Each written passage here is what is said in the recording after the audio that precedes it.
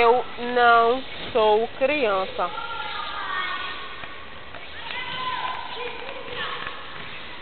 Eu tô com infância, né? Menina, para de dizer que eu não tenho infância, que eu tive infância. Bicho, o que você falou em mim, seu triste?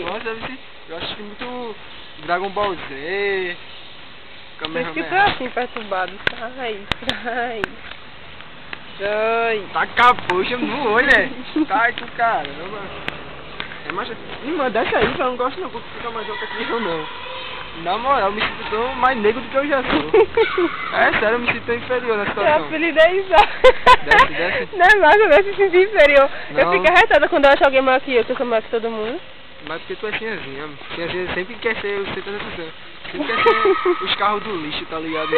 É, só quer ser os carros do lixo. Você. Vai, levanta, desce daí. Para de bater em mim, palhaço. É porque é tão bom, velho. Olha, é fofinho, tá ligado? Cada uma bem xixi, tá tipo um... Como é o nome daquele... Antônio Nunes. Isso, ela tem infância. Menino, desce. Eu não quero descer não. Oxi, tu tem querer? Ih, não tenho não, é?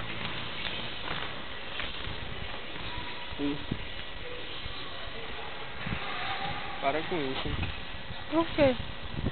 Você é muito tímida. Sério? Sério. Tá me deixando constrangido. É mesmo. É.